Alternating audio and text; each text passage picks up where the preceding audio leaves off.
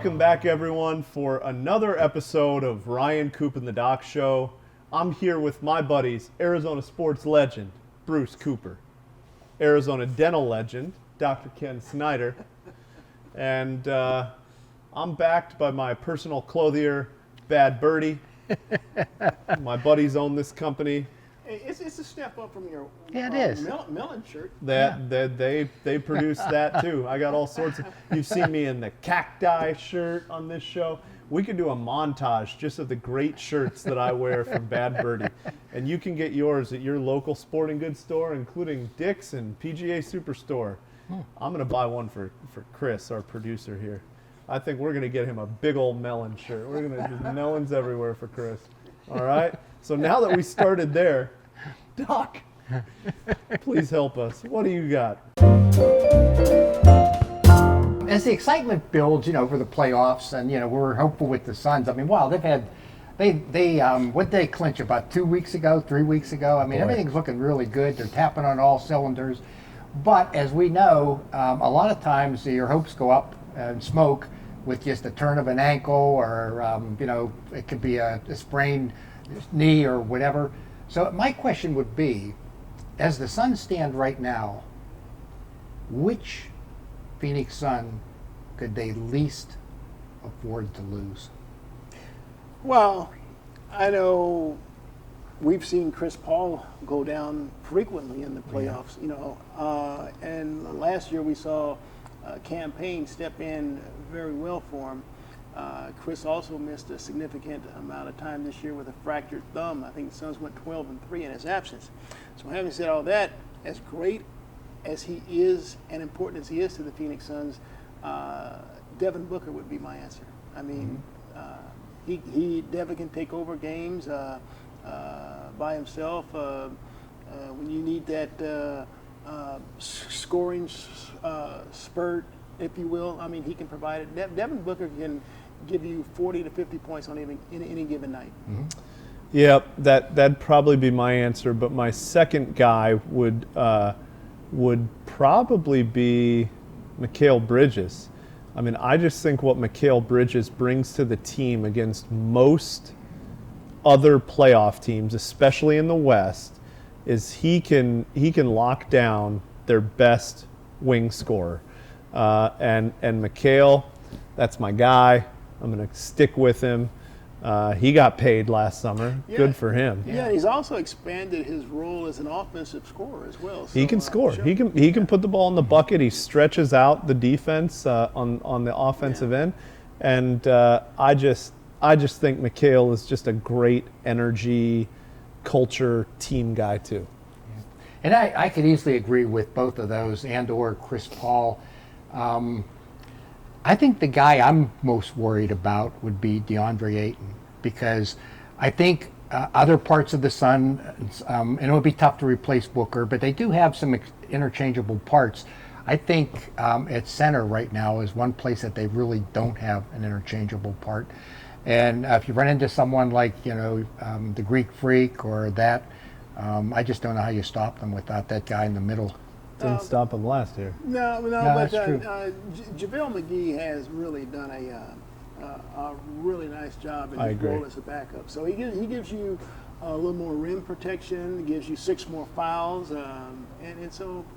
But yeah, I mean, look, we can all sit here and make valid points and cases for each one of them. But I just hope the Phoenix Suns can complete the process this time. Yeah, hope they're all healthy. hope they're all healthy. Bring home that first ship. First ship. That's we would all be in the streets of downtown Phoenix when it's 120 degrees. We would not care. We would have to cancel the taping of this show or bring it to you live from the parade, which would probably be, Chris. Yeah, Chris can do it. If anyone can do it, Chris can do it. With Devin Booker as our live guest? With Devin Booker as our live guest. Speaking of guests, we have a really, really cool person who we want you to meet. He's really integral to the work that we do at St. Vincent de Paul and how we are able to feed so many people every day.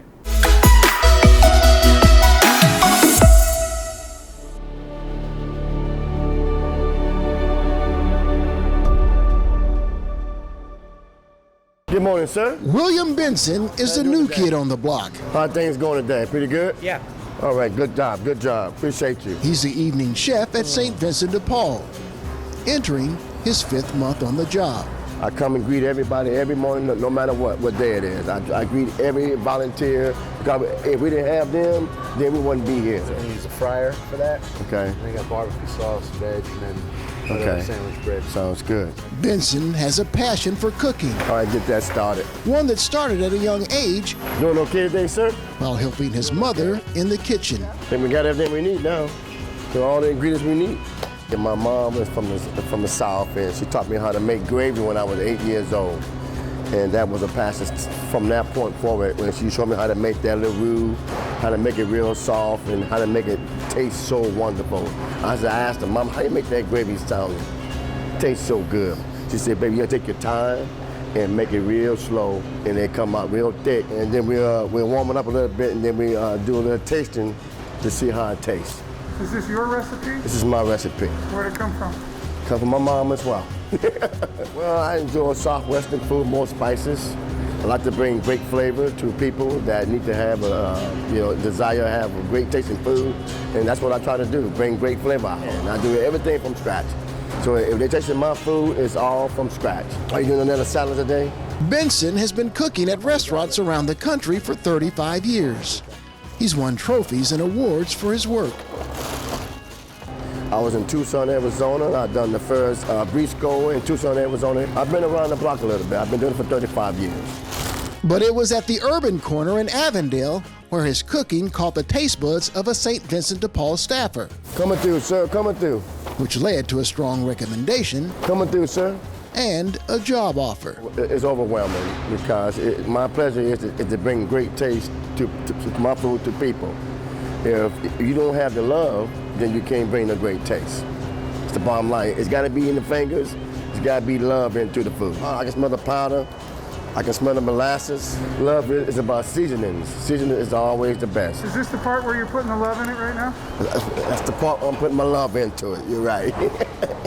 And Benson puts all of his love into providing the absolute best But it's looking good already, though. It's starting to get thick already. for those who come in need of an evening meal. Families, kids, young kids coming in, and it might be their last meal of the day. And that breaks my heart to make sure, I said, you know what, I'm gonna give them the best tasting food that I can give them. No matter what I do, I'm gonna make sure they have a tasting meal. And they go to bed at night, they're gonna say, that chef put his foot in that work. So I got from my mother from Texas. So she said, well, everything I do, I put my foot in. So I get from my mom. It makes me feel wonderful inside to say, you know what, I'm giving back, I'm doing God's work, and I just feel appreciative to be in this position to take care of God's work. And that's what I want to do, is just help out any way I possibly can. And they do a great job already here as well. And I want to be a part of the cause.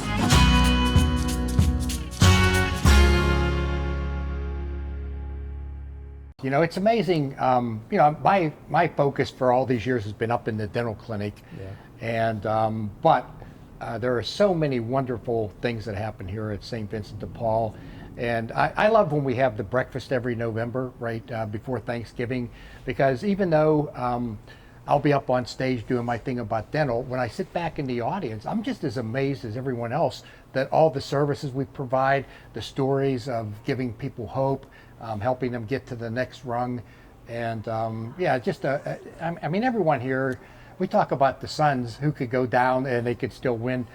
I can't think of too many people here that could go down and we could still win. They're all vital to our role here. Yeah, speaking of William Benson's story there, have you ever heard of putting your foot into what you do in the kitchen? You know, that was a new term to me. You know, you got to put your foot into it. You put your foot into it, you know, it brings out all the flavor. You know, pretty interesting.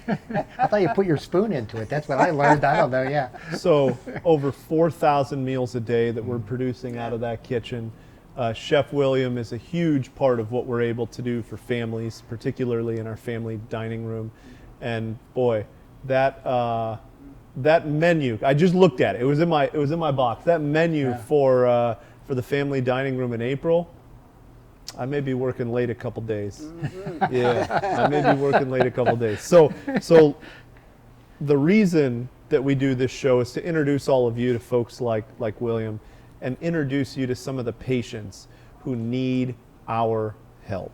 And they need it in a big way. And I know, Doc, you have wonderful relationships with a lot of these patients. So right now, we're going to introduce you to another one. The patient that we're asking you to adopt this week is her name's Sylvia Martinez.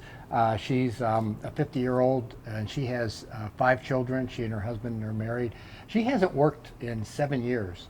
And she would love to get back out there in the workforce, but she actually feels she's kind of unemployable. And when we talk about, dental conditions, we think of, you can't eat your food properly and maybe being in pain, but there's a lot of emotional pain and scars that go with that.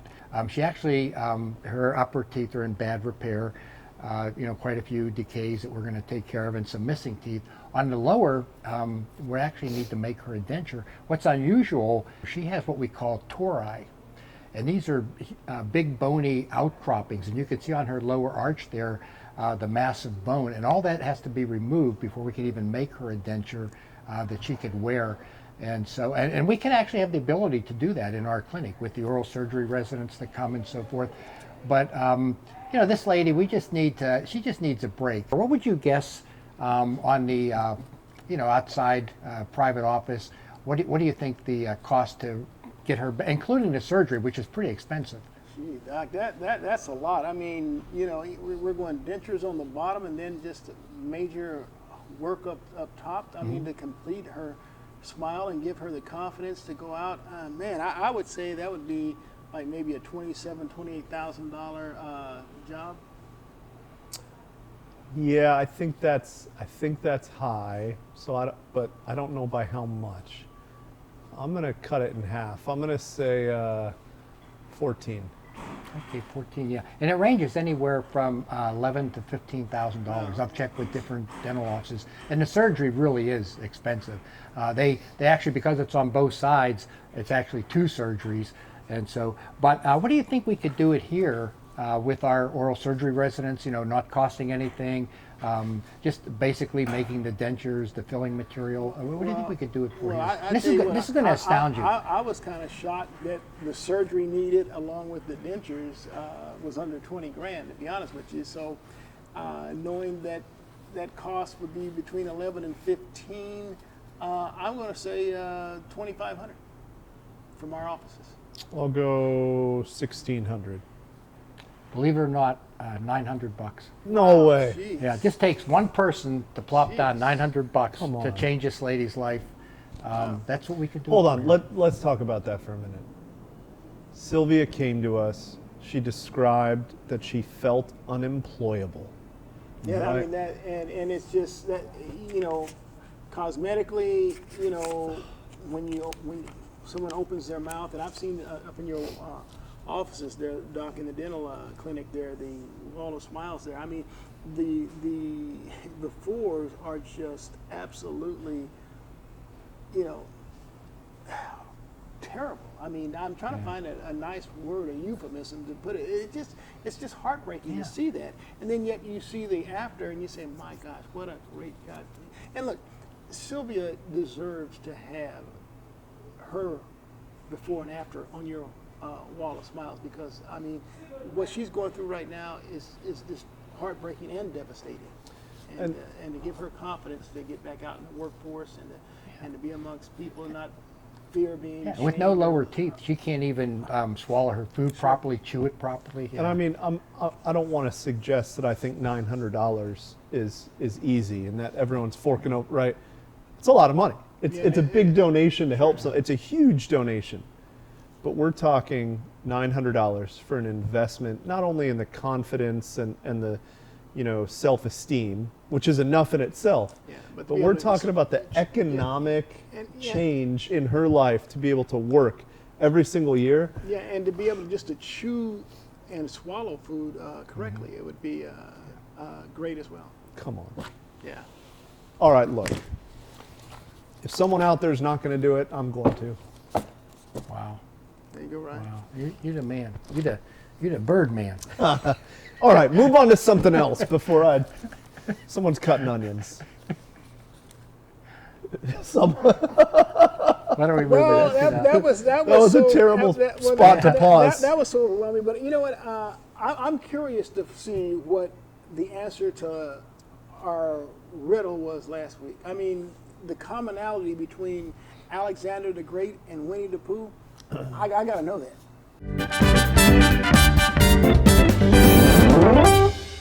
All right, look.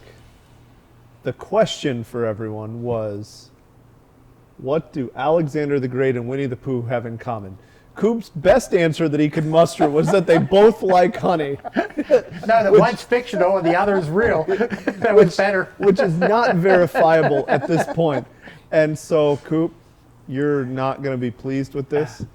Winnie the Pooh and Alexander the Great have their middle name in common. Ah, jeez. Jeez. Coop the Stumped. That's what we're gonna. Oh my gosh! You know what? You know what? You know that's why I'm not a fan of Ryan's riddle. You know, I mean, it's stuff like this just drives me crazy. I mean, look, I go home a mess, and then it's something like the is a commonality. I mean, Well, I'm an English major. I don't know very many smart things, but I could do weird stuff with words. So, all right, you need to redeem yourself? I do. Okay, here we go. If your uncle's sister is not your aunt, depending on what part of the country. If your uncle's sister is not your aunt, what relation is she to you? If my uncle's sister is not my aunt, what relation is she? See, I hate this. I mean, shoot. Gosh darn it. Let's see. If my uncle's sister is not my aunt, she's my wife. No. No. Whoa, strike that for the record. Yeah, no. Hey, this is a Gosh, general audience show. Come on, Coop. my uncle's sister. Jeez. If you My know mom? Did I get it? Oh, ladies and gentlemen, Bruce Cooper. He got another, after he claimed his mother was his wife, he got another. Okay, look. I mean, I'm on a roll. You are. I didn't get Winnie the Pooh. You didn't get that I'm one. not on a This roll. was actually harder than Winnie the Pooh, I thought. I mean, you did great on this, Coop. Steve, thank you. I'm feeling good. Hey, no need to write in because I'm your man. I got it right for you. I got it right. No need. You know, forget that Ryan Corey at svd.az.org. You don't need that. Just tune in the show. I got you. All right. The next riddle we're gonna have is we're gonna ask Coop what the email for our show is. see if he can get that. See, I think. Okay, how about Ryan Corey at svdpaz.org? I got that right. Well, it's not going to get anywhere, but it's closer. You're much closer. Okay. All right, look. Part of the reason that we do this show, it's not the main reason, but we got to take advantage of Coop's sports knowledge, and we got to take advantage of Doc's research and his takes on sports. What do we got for sports this week? Okay. This is what we all happen to see that Tiger Woods made his comeback and played in the Masters. I mean, given where he came from with his after that accident, with all the medical surgeries and things that he went through, that was amazing. So my question to you is Tiger more important to his sport than LeBron or anybody else is to their sport? Wow. Who is more important to their sport than Tiger Woods? I don't think anyone. Here's why. We were sitting at a dinner with two PGA Tour caddies. Trying to think. I guess it doesn't matter if we say their name. One is Ted Scott, and he's caddy for Scotty Scheffler, #1 player in the world right now. And the other is Bones, who is Phil Mickelson's caddy for 25 years. They both of them said the reason that they make enough money to live And the reason that golfers and the PGA Tour has so much money coming in general is Tiger Woods. And they told us, they said, hey, we get it. Like, we understand why the cameras and everything. Tiger Woods is so important to this sport. And it's you can look at the revenue and sponsorship numbers. There is no comparison to anything we've seen in sports. So Doc, Tom Brady to football, LeBron James to basketball, let's say the Williams sisters to tennis or whatever. None of them come close to Tiger? They don't compare? I think they all come close to Tiger, but I think Tiger, I think a lot more people always watch football. Okay, they always, before LeBron got there, they watched basketball. Before Brady got there, they watched football. Still a limited number of people watch tennis, to be honest. I mean, many do, but it's not as big as audience. But I think a lot more people started watching golf when Tiger Woods came on the scene. And you know, the thing about Tiger Woods, up till then, a lot of golfers, you know, they kind of could carry a paunch around. You know, I mean, they had that reputation of being in the best shape as a group. I mean, there were some, like Arnold Palmer was in pretty good shape in that. But I think just Tiger, the way he built and the approach he took to golf, like, you know, getting in, like, didn't he used to have like a special coach? It had nothing to do with golf, but it was more like a physical education coach or something, and put him through training. And I think he changed golf, the way people look at it. And I think he changed the way most players today coming on the tour, you know, prepare themselves. You know, see, baseball does such a poor job of marketing its athletes that I couldn't even think of someone comparable in that sport that you could say could rival. The only one I'd say, and it's not current at all, Jackie Robinson. I mean, right? That's the only one that I could say is close to, and he may surpass Tiger in guy most important to his sport because of what he did for the sport of baseball. But Tiger's doing some comparable stuff for golf in terms of making it more accessible and giving kids as you guys know, I'm no golfer. I mean, I'm horrible. That is true. We can confirm that. That is not a riddle. But I will watch if Tiger's playing, if that means anything. And see, and I think watch is important, because I agree with you say about Jackie Robinson, but in those days, games weren't on TV, except maybe a few locally, and probably most of his career, they weren't on TV. So many people knew of Jackie Robinson, but they really didn't get to watch him. Where Tiger, like you say, every week, when he was on the tour, you could watch him. Yeah. Well, you know, one of the things that we can count on, just like Tiger showing up at Augusta, because it seems like we can count on that no matter what happens to this man, is that we will have someone who does not use email and will write a letter into Doc, and we have Doc's mailbag. Okay, let's see what we have in the mailbag today. Doc's mailbag via. We have, you know, this is National Quiz Month. We already mentioned that. So it is quiz time. What? Here's your paper. Put your answers down. Our on. faces are on this. I hope someone didn't send you this in the mail. That'd be a weird person. Well, no, but Okay. I've been called a weird person. Ryan versus Coop and quiz, huh?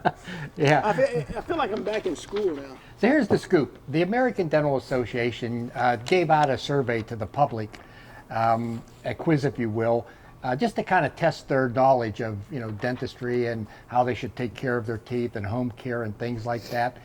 And by their grading system, the average American scored a D. And yet we talk about a D, as in David. D for dental. D for dental, yeah. And so, you know, we talk about how important oral health is to our overall health, how important it is to our smile, to our employability, to self-esteem, everything. And so I'm going to give you guys this quiz, and we'll just kind of see who comes out on top here, okay? Okay. How many questions for Five questions. All right. Okay. Question number one, and these will be like, I'll give you possible answers and you'll pick, okay? Question number one, how often should you brush your teeth? A, once a day, B, twice a day, C, after every meal, D, whenever you remember. Okay. Okay, question number 2. The ADA estimates that on average, people only brush their teeth for 45 seconds at a time. That's average. How long should you brush your teeth per session? 1 minute, that's A. B, 2 minutes. C, 3 minutes. D, until your teeth look white. See, that's a trick question. I'm missing 7 adult teeth, so I should be able to brush less than Coop. Well, that's possible. So ambiguous. Okay, question number 3. How often should you change toothbrushes or brush heads if you have an electric toothbrush? A, once a month. B, every 3 to 4 months. C, every 6 months. D, once a year. And do that. Say that again, Doc. Okay, how often should you change toothbrushes? Okay. Okay, in other words, yours is getting a I little got it, I worn. got it. Yeah. Okay. A, once a month. B, every 3 or 4 months. C, once every 6 months. Or D, once a year. Okay. You know, this quiz is probably sponsored by the toothbrush people, and I can tell you what the answer is going to be there Every day. No. every day. Yeah. Question 4. How long should you wait to brush your teeth after eating? A, don't wait, brush immediately. B, 10 minutes. C, 1 hour. D, 2 hours.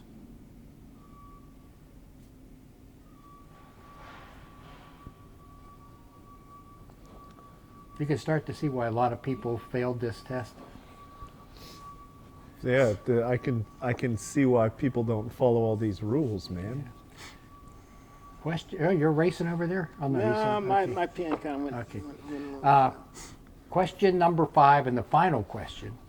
I might even give a bonus point for this. Should you brush first or floss first? Brush first or floss first? Well, which is A and which is B? Well, that's okay. Just write down brush or floss, whichever you think you should do Oh. first. Brush first, floss first. I guess brush is a B. So, but I don't know. But there is no A or Okay. B. This All right. is All right. I got okay. it. Are we ready? I'm And ready. You have to be honest now. What Okay. your answers are? I've okay? got them written down here. Okay. Yeah, we both do. Here we go. Question 1. How often should you brush your teeth? Once a day, A. Or, so what did you have for question A? C. C. You said After after every every meal. meal. What did you have? Same thing. C. Okay. Actually, they recommend twice a day. Now, I only eat 2 meals. It's the same thing. Okay. Well, there you go. If you ate 1 meal, you'd have to brush All your. right. So does that mean I'm right? Okay, we'll give it to you. We'll get half credit, half point. Now, right. the reason being that the plaque that forms on your teeth and then the bacteria form on the plaque and then the bacteria cause acid, that occurs about every 12 hours. You interrupt it, it takes about 12 hours before it gets to where it produces acid again. So if you can brush and floss your teeth twice a day, that's sufficient to keep decay out of your mouth. Question 2, what did you have? A, B, C, or D? What's the The question? question was, on average, how long should you brush? And the average person, I said B. you said B. I said B. 2 minutes. Yeah, 2 minutes. I got one right? Yeah, most people in and out, blah, blah, blah, but yeah, 2 minutes. Okay, number 3. How often should you change toothbrushes? I went A once a month. Yeah, I think that's going to be the answer, but I think that's a scam. So I actually put B because I think I do it every 60 to 90 days. And I don't even do it. My wife does it. Because she knows that I wouldn't do it. So I come home, I'm like, oh, these bristles are a little stiff. She does it. Actually, it is B, twice, or what do we have? Let's see, what was every 3 or 4 months? I got yeah, it every right. 3 or 4 months. Criminy. And you should actually use a soft bristle brush. Some do. people think you use a hard one, but no, you actually start to wear the enamel away. Well, gee, Doc, I'm You already got a D. Yeah, I mean, Okay, well, you can make a comeback. 2 more questions. How long should you wait to brush your teeth after eating? C. I put C, but you just said a 12-hour thing about acid, so I think it's going to be even longer now. I think it's going to be the 2 hours. I put C though. No, actually, it is C, 1 hour. Oh. And the reason for, a lot of people brush right after, but if you eat like acidic foods or sugary foods, that'll lay on your teeth. And if you start brushing that in, it'll actually start to wear away the enamel in your tooth. So Okay. if you wait an hour, your saliva kind of neutralizes all those things, and then away you go. All right, Doc, this next question is very important because it means I can either leave here a winner or leave here a loser because I'm 2 up and 2 down. As long as you leave here, we don't care. Either way, we're happy. No, just kidding. Okay, so what should you I do? put floss. I put floss. Yeah, and why would that be? That's You just got to get the gunk out of there, and then you Yeah. brush it away. perfect. See, you guys. All right. Yeah, you guys actually did better than the Hey, national average. I only I'm got proud. one wrong. I'm proud of you guys. Good deal. Why don't you go to Friends. dental school? Friend, I might go to dental school. You know why? I saw, because there's another podcast that we produce out of St. Vincent de Paul, and it's called, what is Coop and it? a Betty's, Oh, the Chronicles the of Betty. Yeah, the Chronicles of Betty.